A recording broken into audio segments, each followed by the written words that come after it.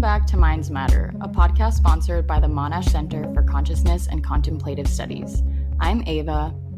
And I'm Beth. And on Minds Matter, we explore research from neuroscience to psychology whilst talking about our own personal experiences. This week on the podcast, I spoke to Dr. David Markowitz, who is an assistant professor at the University of Oregon in the School of Journalism, and he's also an incoming associate professor at Michigan State University in the communications department. In this episode, we talk about lies and deception in the realms of technology like dating apps. We also talk about how often people lie, when they're most likely to do it, and why people lie.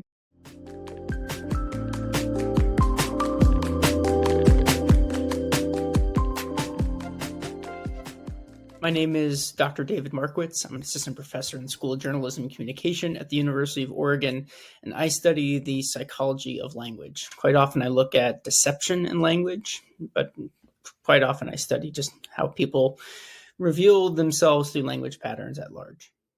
One of the things that you've looked at specifically is how people might deceive others in different mediums of tech. So I was wondering if you could talk about the extension that you did of a 2004 paper that had looked at how people lie in those different types. So a real important interest has been how often are people lying? And you can go back from the 1980s all the way to today, and it's quite consistent. People tend to at least disclose that they lie 1 to 2 times per day. But that's not a monolith if you look across different forms of media. So for example, a 2004 paper looked at how different parts of media, like these different features such as the synchronicity of the medium, such as like we're having a conversation right now back and forth, the recordability of the medium, and also the distributed nature of the communication. Are we far away from each other or not? And look to see how those different features might actually predict lying rates across different media and platforms. So back in 2004, the verdict was that people tended to lie most over the phone. So it was a recordless medium, it was distributed, and people were synchronous. Fast forward to today, I wanted to sort of replicate or attempt to replicate those results. Essentially, we live in a very different media environment. Not only are our options more vast than before, but the sort of dynamics associated with technology are quite different than 2004. What's really, really interesting is that the results held quite well. So media that are typically recordless, they're distributed, and they're synchronous, being not only the phone, but also video chat, just like we're sort of doing right now in addition to this podcast interview. That's where people tended to have the most lies. Theoretically, why is it that recordless and especially synchronous types of features, why are those the ones that lead to most lying? I guess intuitively, it feels like a lot of lies take place on social media with more that like anonymity type of thing. It was interesting to me that it was more so those synchronous types of interactions. Well, just to push back a little bit, how often are you actually anonymous online? Yeah, that's true. Not often, right? Yeah. So here you actually have a record of who you are, and not only a record of who you are, you have a very clear identifier that you are who you say you are. So most people are viable online, but when we have a little bit less of a record, like when you're talking on the phone or when you have a video chat, when you don't have a record, that could leave people a little bit more open to using deception as a strategy for communication to achieve a variety of different communication or psychological goals. And now the distributed nature of communication, that's predicted by something that's called the social distance hypothesis, where it's a little bit easier perhaps psychologically for people to lie when they're not as close to someone else. Psychological distancing argument, where people are essentially more comfortable or they feel like it's less problematic or less likely for someone to pick up on their deception if they're far away. And the synchronicity argument, that it's really important for people to be able to see, oh, is this person on the other end buying my communication? Are they actually picking up on any specific cues or tells in my active communication? We can have a very clear understanding of if you're buying my argument by us going back and forth really seamlessly. So what were some of the specific types of goals that people were trying to achieve by using deception in the study? So in those studies, we don't exactly know about specific goals, but in other studies, goals are a really important interest in terms of what are people trying to achieve with their deception. So for example, I think we also want to talk about mobile dating deceptions and the lies that people tell in order to get love. 2 goals in particular actually accounted for over 2/3 of all the goals that people had when they were communicating their lies to a partner. These are goals related to self-presentation, trying to look really attractive attractive, interesting, and likable. And another goal, what we call availability management goals. So you're trying to manage quite easily how available you appear or seem to others. It's really negative when you appear incredibly desperate when you're trying to online date with someone, right? Especially when you don't know them. So if you were to answer right away on your phone, oh, how's your day going? Oh, it's amazing. How about your day? Like wow, does this person not have a life? Like, what's going on? Why are they answering right away? So lies that we're told to sort of massage that relationship. Again, it's not trying to be a jerk, but it's trying to manage how available you are. It's, oh, so sorry, I didn't see your message right now. Or I'm sorry, my phone died. When really, those were strategic, they were intentional, they were also deceptive in order to sort of put a distance between you and the other person. And technology can facilitate that. Now, the key is that it doesn't facilitate more lying, just different types of lying. So it seems like for that availability type of goal, there's potentially two reasons that someone might lie about that. One is that they're actually not interested in that person and trying not to be a jerk about it and kind of being like, oh, I wasn't on my phone, I didn't have the time, or they're kind of trying to play that game and those different norms of trying not to be as available. So are we able to separate those types of lies? I think you're picking up on something that's really cool. And we haven't separated that actually in literature yet. So I've sort of just been thinking about this in the past 5 seconds, but it's either playing it cool or ending it, right? So you're trying to play it cool, like, oh, of course, I was just doing something really important. Of course, I didn't see your message. I'm so sorry, but you're still interested. You don't want to end the relationship. Or the other one is, oh, I'm so sorry, I didn't see your message. My reason for delaying the interaction is because I really just don't want to see you or talk to you anymore. And those are two very different psychological pathways. And it could be really interesting to see like which one's more prevalent, but more importantly, what they reveal psychologically about people. So how frequently are people telling these types of lies on dating apps? Yeah. So again, so lies are very infrequent, right? So they're not the norm. They are the exception. So in general, on average, people told about less than 1 out of every 10 messages were deceptive. So around 7% of messages were deceptive. 7.1, 7.4 in different studies, right? But the ones that we've had is about 7%. And that sort of flies in the face of what most people think is going on, not only in online dating, but with deception in general. So I'll have a bunch of students in classes, not only in deception classes, but in general journalism communication classes, where I say, how often do you think people are lying? And I'll get percentages that range all the way from like 70% to 95%. And what's kind of interesting is that when you contextualize that, so I say, well, you're telling me that 7 out of every 10 messages are deceptive. And then students sort of walk it back and say, okay, well, maybe that's not exactly the case. We think that deception is more prevalent. That's, I think, a really interesting research question. Why are our intuitions about deception really wrong? Why does it not match the evidence? And this is just not one-offs. These are decades worth of studies. And it's really important to think about like why deception is that exception, but still really important and consequential for us psychologically. So in the past, when this has been studied, were people also overestimating the amount of deception that they thought that other people were engaging in? Or is this more of a recent phenomenon? So we actually, I'm familiar with work actually of asking people to estimate how much deception there is in everyday life. But what's really interesting is actually in that same paper about deception in mobile dating and also some more recent work that I published, there's what's called the deception consensus effect. It's a false consensus effect for deception, essentially drawing on a lot of Lee Ross's work, where the more, it's an egocentric bias. So the more that you think things are going on in the world, it really reveals a lot about you. The deception consensus effect essentially is the idea that the more that we think others are lying, the more that we lie, and the reverse is true. So it's an egocentric bias. So if we lie a lot, we think the world's a very dishonest place. If we're pretty honest, we think the world's an honest place.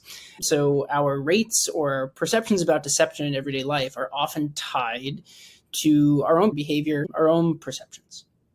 That's really interesting. I guess the reason I asked that is because I was thinking of your students who are probably like Gen Zs who grew up on the internet and who are also seeing the rise of these amazing filters and AI and types of things that kind of allow you to deceive people in a more subtle way that's not necessarily in language, but maybe in how you're presenting yourself online in these ways that people can't really tell. I think that also makes, from what I've seen on TikTok, there's kind of this feeling of insecurity and feeling like other people are constantly deceiving you. And there's these accounts that specialize in exposing influencers or trying to show real faces and bodies. So I'm wondering, kind of in line with that Lee Ross stuff, that maybe people are engaging in that type of behavior more, but also seeing it more and therefore feel like there's more deception. Is that possible? It's certainly possible. One thing that's also kind of interesting, though, is that we find that there are many offline examples of, if you want to call it deception in some degree that's related to self-presentation. Like, for example, people who might wear heels to make them a little bit taller, right? Men and women, right? We don't think of that as deception, right? We just think of that as like people in society might view taller people as more attractive. We don't think of that as deception, but we think of other forms of enhancing the self, right, as perhaps deceptive. And why is that disconnect there? Like, why is it when it's an online example, we think of deception, but an offline example, we think of honesty, yet the sort of underlying principles are kind of consistent. So I think whenever we think about deception in technology, we often think there must be more of it. But it's actually really not the case. Again, we can extend this argument all the way to phenomena such as fake news and disinformation. There's really amazing work, again, just published in 2021 that looked at media diets, how often people are like consuming fake news or disinformation. Fake news or disinformation is like essentially the most exception compared to the rule. It's like only 0.15% of all people's media diets. Now, some may argue, well, that's just still too high, and the costs to society are really grand if we even have that much there, right? But over 99% of information we consume is on it, and that's a great thing. But also we have to think about like strategies and ways to mitigate even just that 0.15%. So is that specifically for news articles that are read online, or is it all types of content? I believe is just related to media that people consumed. Okay. I'm just wondering, so then how do you define deception? Because there seem to be these fuzzy lines. How do you look at that in your research? I guess a lot of it is more based on language, so maybe the lines are a little bit cleaner, but just wondering how you think about that generally. Overall, so even before we get into the verbal or nonverbal aspects of it, right? So it's like usually like a two-pronged model. So the first one is fairly obvious. It's like a statement must be false, right? Or an act must be false. But the other critical component is intentionality. So it must be deliberate and intentionally false. Otherwise, it's a mistake or an error, despite something being false, right? It's where we sort of draw the line between disinformation and misinformation. Disinformation is outright deception, right? You're trying to pull a fast one on someone where you know what the truth is, but the other person doesn't. Misinformation, it's a mistake. It still is false, but you didn't intend it to be. Another critical part of, if you want to say like a three-pronged model of deception, would be where the truth is a problem. And I find this to be a really elegant way of thinking about deception because quite often, if you look at literature from the 80s, 90s, or even some folks today, they suggest that liars have this really difficult time and they go through a struggle of trying to decide lie versus truth and experiencing this cognitive load when lying. It's actually not really the case. Sometimes lying is the easier option just because the truth is really problematic. And that's a really critical part of honesty and deception because quite often lies are told because they help to achieve some goal. And sometimes if you really need to tell someone something that deviates from the truth, that's just the best thing for you. It's easier. So I'm hearing that sometimes the outcomes of lies are very different, right? So sometimes it's more self-serving, deceiving someone else for an end that's not necessarily pro-social, but in other cases it can be pro-social. So of course, there are self-serving lies or other serving lies, right? So let's say a family member got a really awful haircut, objectively awful, right? But it would be pretty problematic and also hurtful if you told them. So little white lies such as, oh, your hair looks great, or perhaps nobody's actually fooled. Maybe they're like, yeah, I know my haircut looks terrible. And maybe the communicator knows that as well. That sort of just makes communication work. It makes interactions work. And that's such a beautiful, evolutionarily adaptive thing for us to do. So in the context of dating, do the goals that motivate people to lie or be deceptive in whatever type of way it may be, do those evolve from the dating phase into our long-term relationships? I'm assuming that in the dating phase, it would be more lying about height if you're a man on your profile, or maybe those availability lies. And then that goes into more of the lies that are more maintenance of the relationship? Yeah, we don't have great longitudinal evidence. We only have just some cross-sectional data where the more that people lied in general, the more that they were interested in sort of more short-term relationships compared to long-term ones. And it's quite interesting to think about the possibility of tracking couples long-term and tracking daters long-term to figure out how their goals and lying tendencies actually map onto like the status of their relationship, how their relationship evolves over time. We just don't have those data, unfortunately. It's interesting that people who lie more often early on are not interested in long-term things. Is there any evidence of that playing into the concept of like authenticity in presentation? It's possible. One interesting thing is that when we think about why deception could be more prevalent for short-term relationships, if we think about like if you lie a lot, what that might do for the foundation of a relationship, right? So you could imagine lying a lot about perhaps consequential or even inconsequential things. They will add up over time and be discovered. So if you lie a lot and that's what your goal is, and it turns out you really want to date someone long-term, that's going to create a pretty shaky scaffolding for building something that's long-term. So thinking about the frequency of deception, mapping that onto goals, it's really a critical area. Are people generally aware of the fact that they're presenting themselves in a way that's not true? Yeah, these are all people who so we ask people to rate on scales of 1 to 5, like how deceptive was this message, all the way from 1 to not deceptive at all to 5, extremely deceptive. And we gave definitions of what deception actually is and examples. And yes, people are very aware of it and they have no problem really identifying their lies. So in those dating studies, you have people go through their messages and then... Exactly right. They go through their logs, have them write out their messages, and we have them rate them after, and then have human coders go in and we code them based on the different goal types. Oh, you have other people code on the goals. You don't ask the participants themselves Correct. about the goals. It's possible that the senders themselves might actually not have access to understanding, oh yeah, what was I perhaps trying to achieve here? But we can have outsiders or human coders who are trained in social scientific research and understanding how people are trying to communicate goals through messages, have people do that in a really reliable and objective way.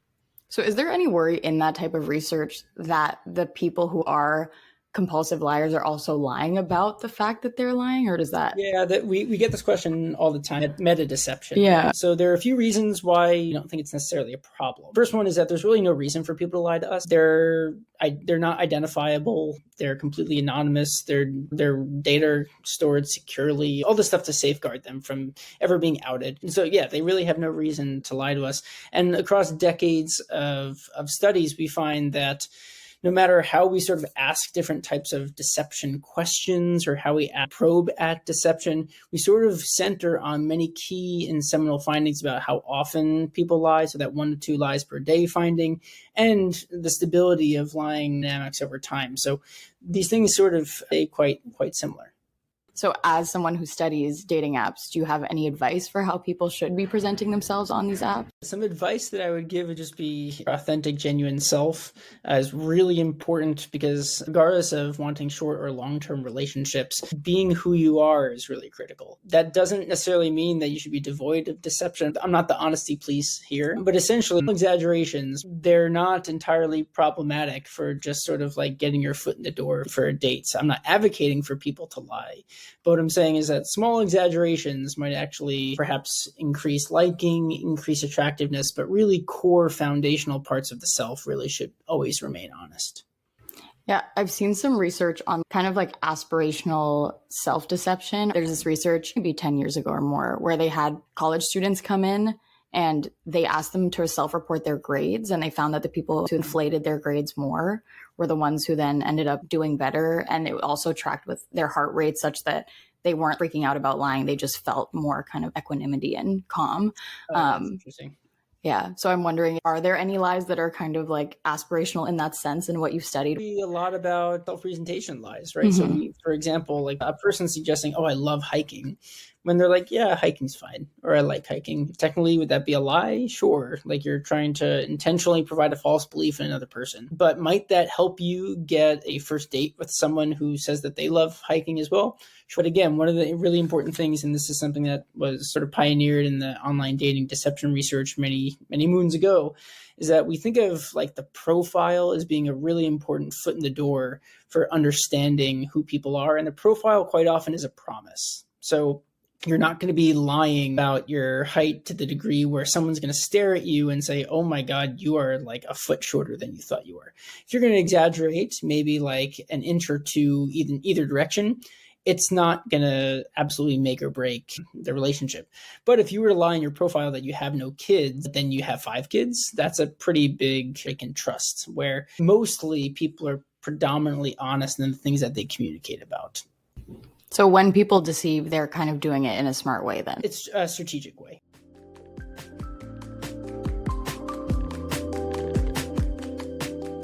I thought one of the things that David spoke about that was really interesting was the availability lie. So how available we are. And I know that the more available you are, kind of the less appealing you can be. But I am so bad at that lie. So anyone who knows me, if you text me, I respond in like a second. But and I can confirm. Yeah. And I know when it also comes to dating, that's not a good look, but I just have never been able to not. I can't look at my phone and be like, oh, I'll do that later. Constant availability all the time, and I'm doing stuff. I don't know. Ava, what do you think? Are you constantly available? No, I'm a terrible texter, which is why if it were just me, this podcast would have fallen apart because I would have if it was 2 of me, no one would have responded after a while. So thank God for Beth for many reasons, but that's one of them. And if I don't respond, I feel like Beth will be like, are you okay? But I'm really bad at texting back because I am like doing the thing where I'm constantly doing way too many things at once. And I'm one of those people who thinks I can multitask, but I really cannot. So I'll have like 7 million tabs open, my phone on the side. I'll see a text and I'll be like, cool, I know I have to answer that, formulate the opinion in my head, everything. And then I flip my phone back over and I don't respond. So it's not even necessarily that I'm trying to not respond. It's just that I forget because my brain is cooked. I remember cooked, yeah. I remember once I was worried that if something happened to me and no one would know, and Ava reassured me by saying, Beth, if no one heard of you for 3 hours, we would send out search parties. So yeah, that's exactly. a pro of being constantly available and communicating. Yeah. With now it's just me being an airhead, but I think when I was like dating and stuff, when I first met my current partner, because he was a very slow texter, and I think that was genuine on his part. But I would definitely do the thing of like, he hasn't texted me in 4 hours. I'm going to have to wait 4 hours and 2 minutes to text him back 100%.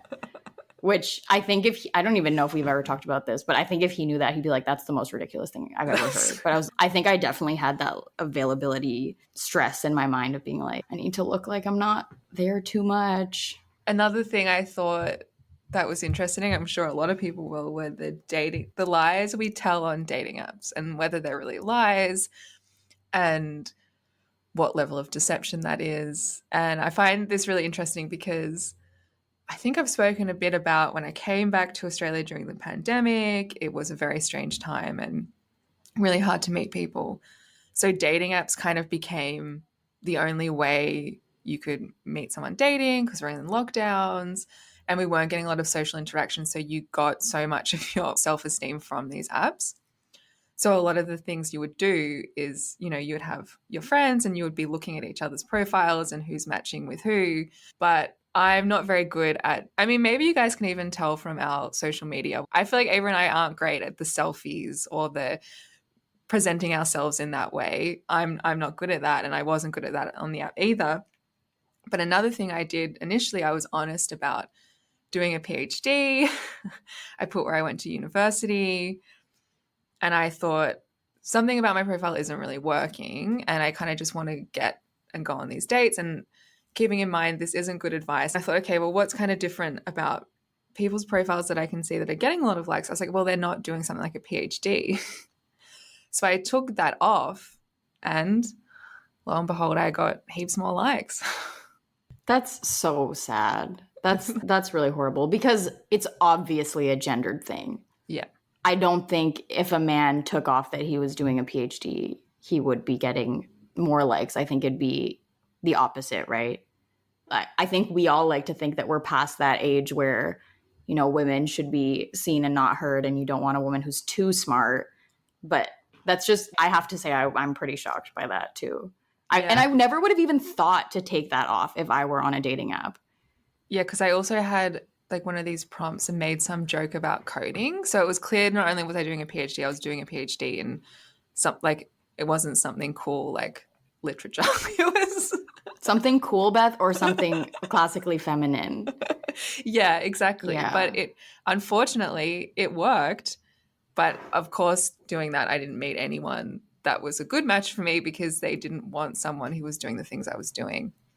Well, how did people react when you did reveal the whole truth about yourself? Like, was it surprise and dismay?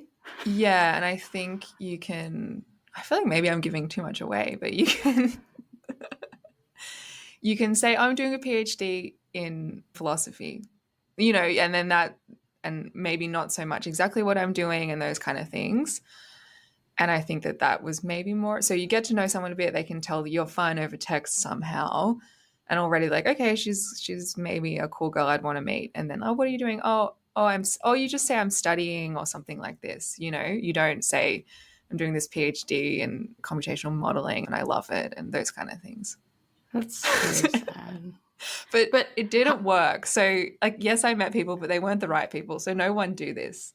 Yeah, I mean, that definitely matches on to what David was saying about like, you probably shouldn't lie because you're not going to get the people that you want to match with in the end if you're lying.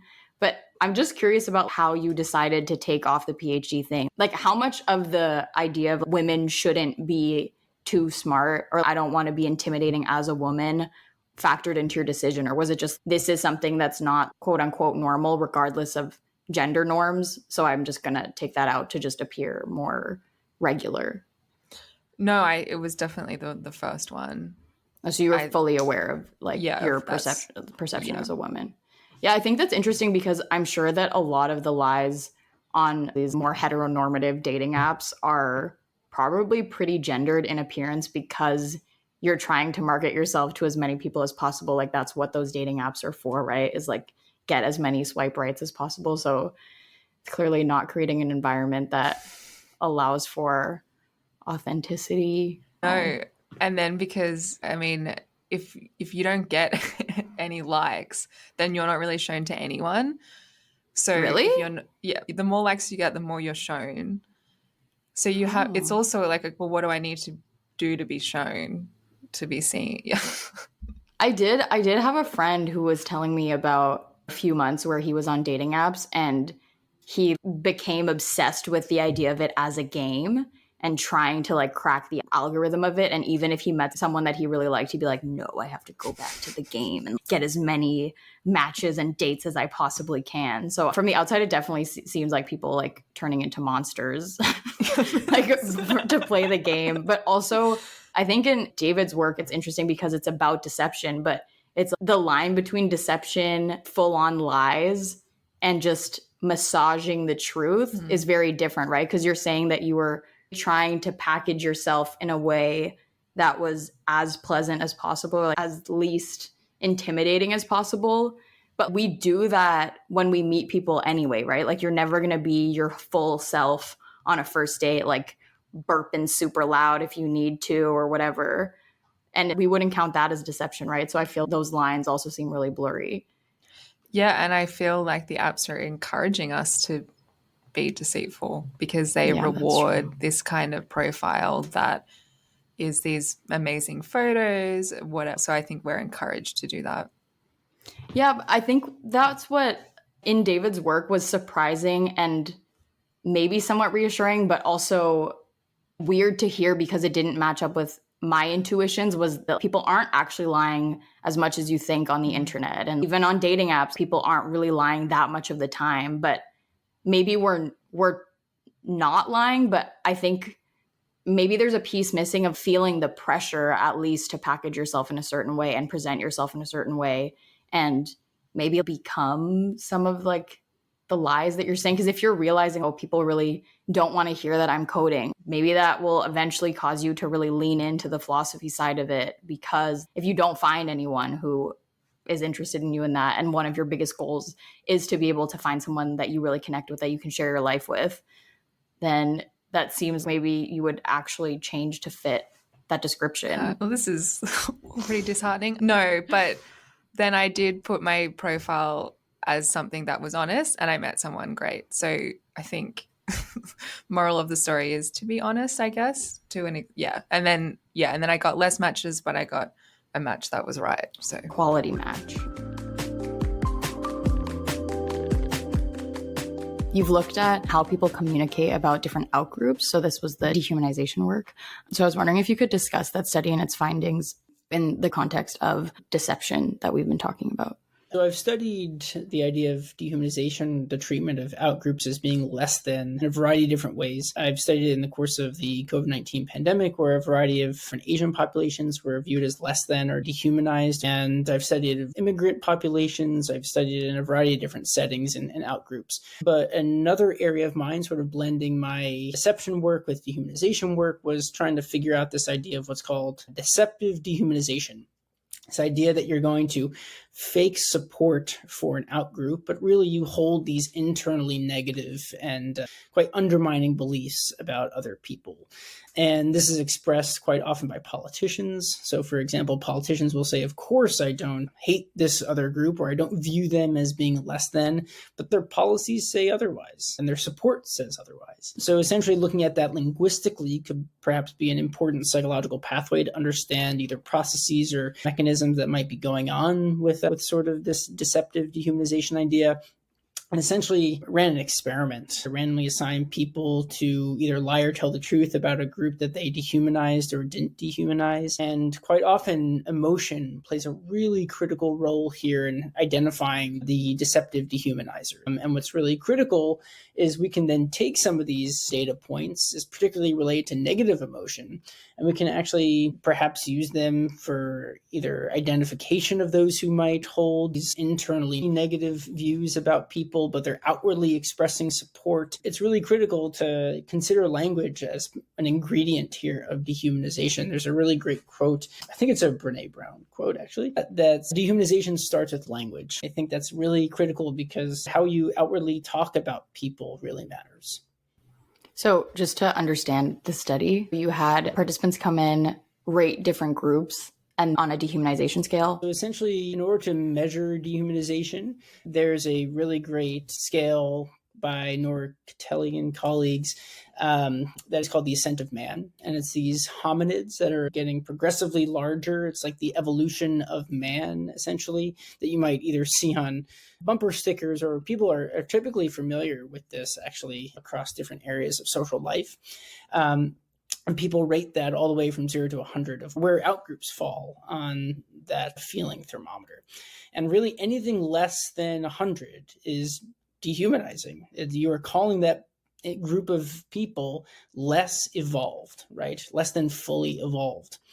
And it's really critical to use that measure to then understand thoughts and feelings about dehumanized outgroups. And in the context of the study, after people rated a bunch of these outgroups, they were randomly selected to write about one of those outgroups and then essentially lie or tell the truth about their feelings. So we know ground truth based on their dehumanization ratings, and then basically look at how their writing style can actually reflect their deceptive or honest dehumanization. And how extreme were people rating different groups? Because I'm assuming maybe some people are rating a group at like a 95, even though that is blatantly dehumanizing because you're saying they're not 100% human. Mm-hmm. But would that be someone who, if they were asked to lie about their feelings towards that group, would you be expecting them to talk about that group in a dehumanized way or in a more humanized way? If they're rating a group at a 97, are they still dehumanizing that group? Yeah, they're still dehumanizing that group because it's still not fully evolved. And in the descriptions of the ascent of man and the writing on the ascent of man, all humans are fully evolved, right? Like there should be no distinction between any sort of group. People are systematic in their judgments. I'm just looking at the table right now in the paper.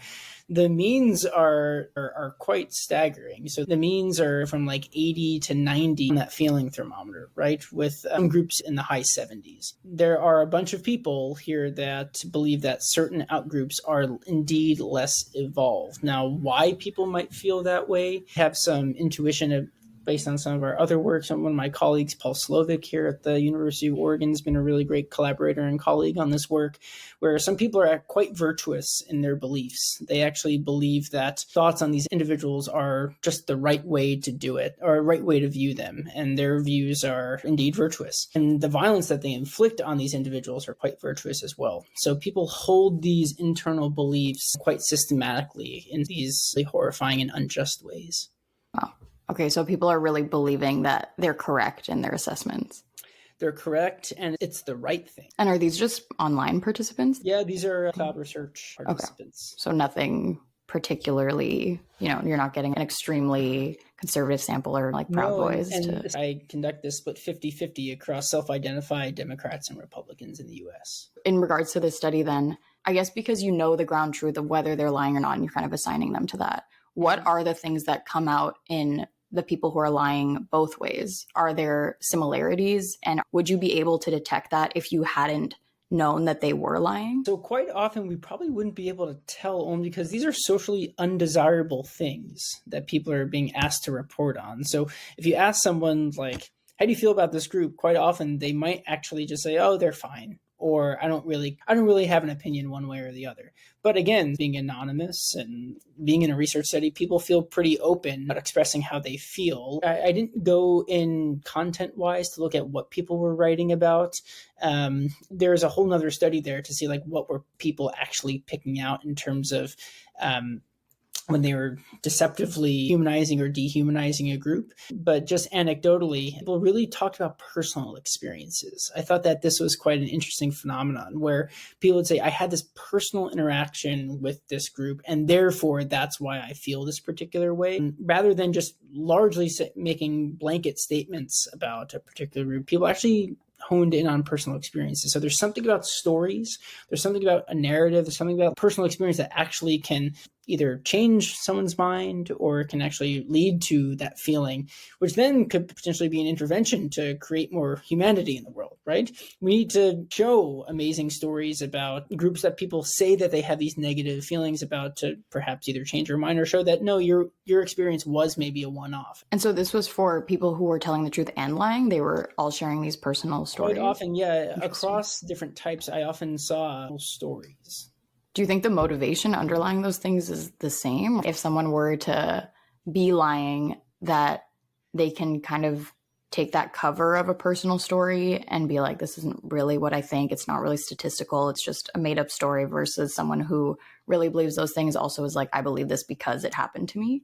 We don't know. But the interesting phenomenon here is that people are drilling down to a personal story, yet they're asked to be making generalizations about a group. And that is that's an interesting way to think about, well, if I'm being told to talk about all Democrats or all Republicans, right? Because those were two of the 8 outgroups that were in the study. They would make a generalization about that group probably when they're thinking about it. But then when they have to write about it, they go down to that personal experience. And that layered approach is actually kind of a psychologically interesting one. Were they indeed thinking about that one incident when they were making that judgment? Or are there different layers to it as they're thinking about their judgments more deeply? So in this study, for the outcome of looking at deception, what did you hope to find in terms of making people lie about these groups? The main idea was sort of a theoretical interest of mine. We often think about dehumanization as people are expressing their negative thoughts and feelings about a group that tends to be looked at as less than or not. But that's sort of not the way the world works. The world works by sometimes we have niceties in terms of I can't really express how I feel about this group. And therefore what strategies can I use to fake an outward sense of humanity, but really internally, I don't feel like these groups are human. And deception actually is that strategy. And so for mine, what I was trying to achieve with this work is sort of blend these two seemingly disparate literatures and suggest, no, there's actually a lot of symbiosis here. There's a lot of connection. And if we think about it in a way that like people lie and tell the truth about groups they like and dislike, that's a really important look at and something that language can really inform. And ultimately, are you looking at being able to detect these types of lies? It's really tough. Any sort of deception detection task is going to be fraught with base rate issues, it's going to be fraught with not having enough data, which is, again, a good and bad thing. We don't have enough lies. People don't lie enough for us to really have a good enough sort of detection ability. So for me, deception detection literature and the deception detection problem is really interesting, but it sort of stays away from like my core interests. Are we actually able to detect lies? I feel like in media, there's a lot of stuff on lie detectors and that physiological component and body language. Are those real things? No, the typical accuracy is about 54%. You'll see that number all scattered throughout the deception literature. Okay. We're way more accurate for truths than lies. And quite often it's something that's called the veracity effect, pioneered by a really brilliant colleague of mine, Tim Levine. This idea that people are more accurate for truths than lies because we often guess true more often. We guess that, like you said a statement to me and I had to guess, is this a lie or a truth? I would more often guess true than not. We are biased towards the truth. And that truth bias is a really powerful and adaptive thing. And that partly leads to really, really poor deception detection accuracy. Okay. So even technology doesn't really help us there. So not always. So for example, it's really interesting. There are some papers that you'll come across, at least in, let's say, the disinformation or fake news literature, where computers can detect fake news or disinformation at the language level with like 95% accuracy, like super, super accurate. Those are all retrospective studies. Like, you know exactly what a lie is, you know exactly what a truth is. And the world doesn't allow us to have that really neat and clean design. Prospectively, it's really tough to detect lies and truths, because quite often we are biased towards that truth and there's no trigger to knock us out of that truth default state. We're not skeptical about something. We don't have counter arguments or counter evidence to suggest that one claim was actually not truthful. So there's a really amazing book, again, it's by my colleague Tim Levine, called Duped. It's on his theory called Truth Default Theory, just published in 2020. It's a magnum opus of deception research. Highly recommend it for anyone who's really interested. It's really interesting because you said that people overestimate how many lies people tell, but it seems like in those individual cases, that generalized thinking kind of goes out the window. Your students, for example, will say that 70% of the time people are lying, or on dating apps, people are lying that much. So people seem to be overestimating how much deception there is out there. But then when it comes down to judging an individual case, they tend to go the opposite way. It's either they go the opposite way or they're just really bad at it still, right? I think the underlying idea is that we're just really bad intuitors and detectors of deception. Like, we cannot intuit how often people lie. If someone is lying, we need ground truth. And that's why like fact checking is really critical. It's why it's such an incredible, not only public service, but essential part of democracy. Like, in order to figure out what lies are, we need to know what the truth is. And that's such a foundational part of deception research, and an obvious one, but it really makes all the difference. So you do have a study looking at detecting fake news. So does that also go with what you've been saying, that we're not very good at detecting that fake news? Yeah, so detection accuracy by humans, really horrible. Just in the same way as like a really hot topic right now of, can people detect automated text from like ChatGPT, any sort of AI system? People are horrible at it. No more than chance, 50-50 accuracy in terms of discerning, is this human generated or is this AI generated? It almost replicates the deception findings, essentially, of just being bad at intuiting human versus not, deception versus not. It's kind of remarkable. Yeah, I mean, that's insane. I remember when I was an undergrad, which was only 3-4 years ago, and I was, in philosophy class, and we were talking about the Turing test, and it was like, oh, we're not.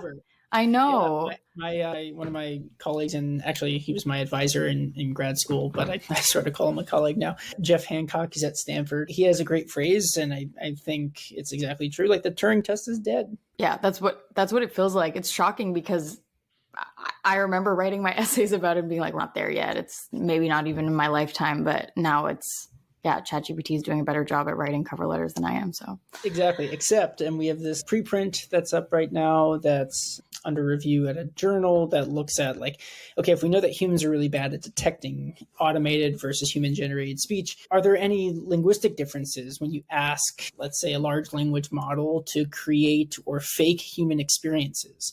And this also blends into my deception research because there's really great work where people have written fake hotel reviews or fake headlines. And I wanted to look at, well, do humans lie differently than automated assistants like ChatGPT? Like, do they lie?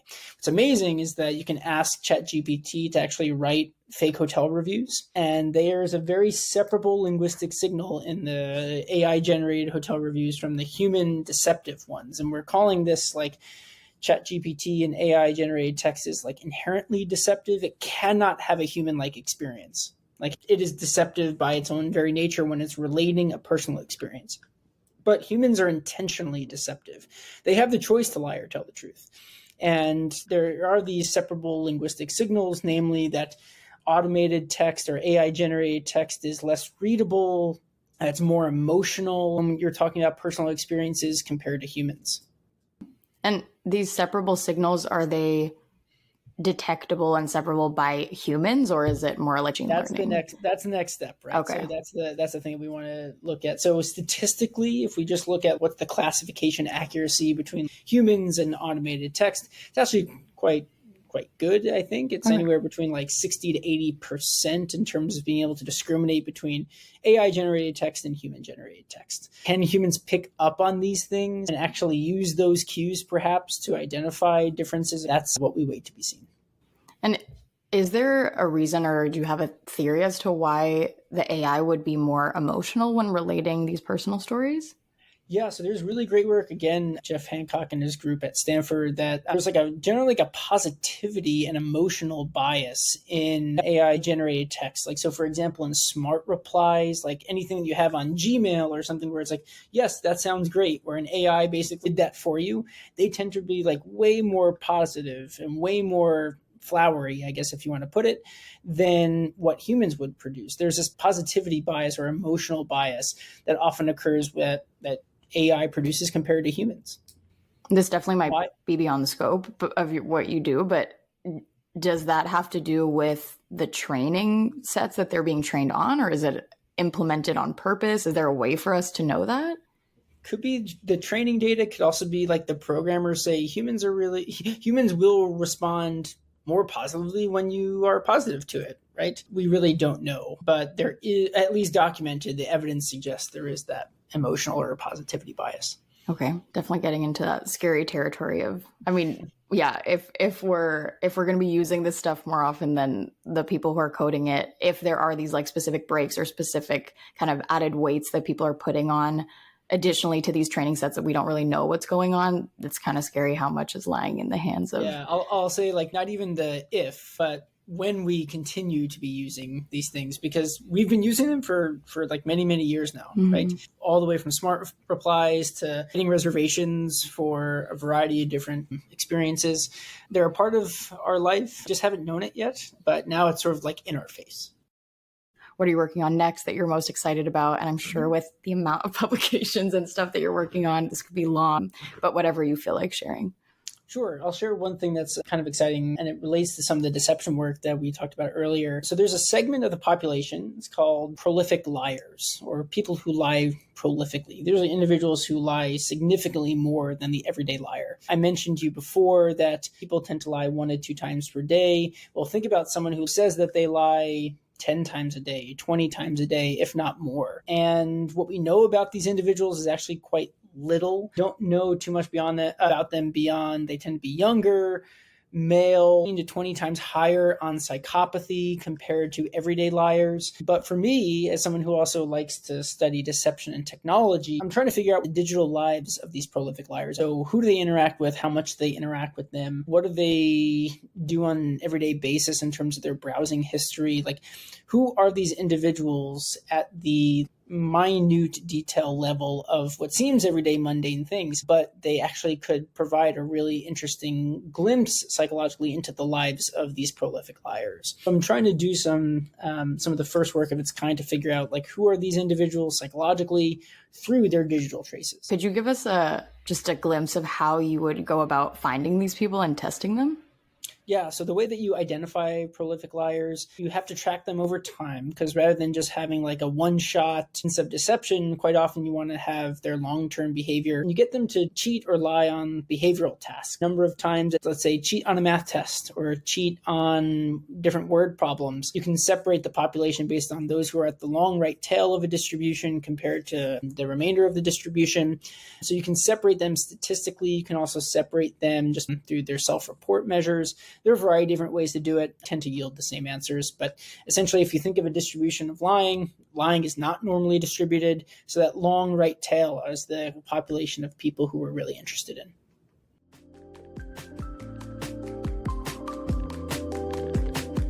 David was speaking about this dehumanizing scale.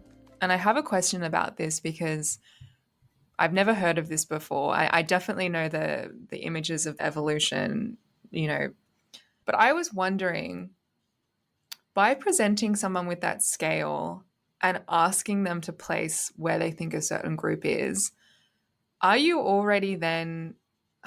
changing their opinion for them to assume that they're on a different place on the scale?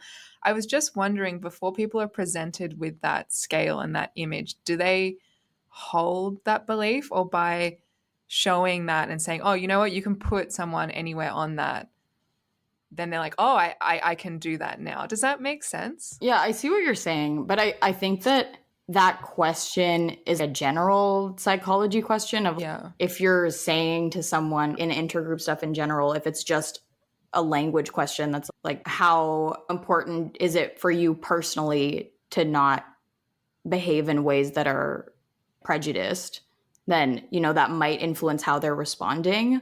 I think this isn't an answer to your question, but I think to me that the most interesting part of that scale, and I think even the first research that came out about it, was that the researchers didn't think this was going to work, because who is going to put other humans, even if you're asked that, who is going to say that, oh, I think Chinese people are at a 60% on the evolutionary scale, and put them as not even bipedal or something? That's insane. And I think they didn't think that it was going to work because before they started doing this work. So a lot of it is Nora Catelli's work and a late researcher now, Emile Bruno. They were doing this work on like blatant dehumanization, because before that, there was this belief in psychology that a lot of prejudice had gone underground.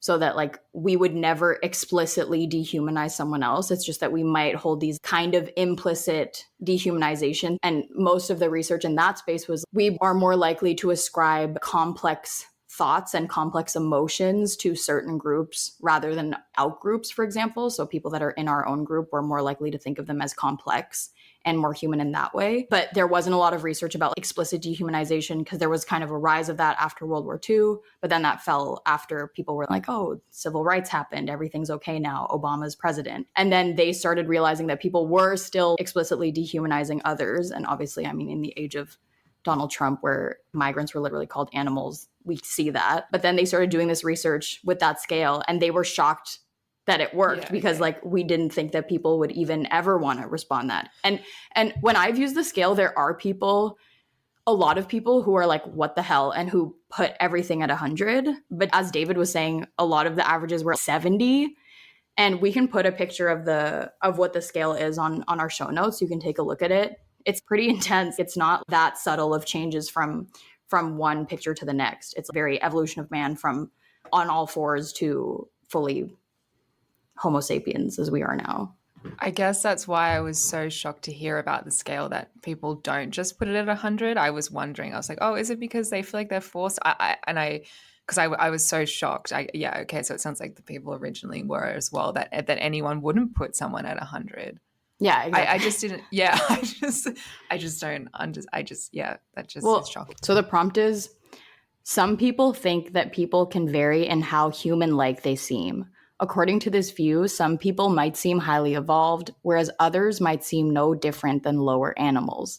Using the sliders below, indicate how evolved you consider this group of people to be. And then you would rate those groups. So it's very explicit. I think there's obviously that first part of some people think this. So I don't think it's necessarily saying to people, you should be placing some groups at the top and some groups at the bottom, but it is saying you wouldn't be the only one to have this view. So kind of making it socially acceptable, because obviously you'd think it's really not socially acceptable to put someone low or not at 100% on that slider. But yeah, I think those findings were groundbreaking and disturbing at the time when they came out, maybe like 10 years ago-ish or less, because we thought that we were past that.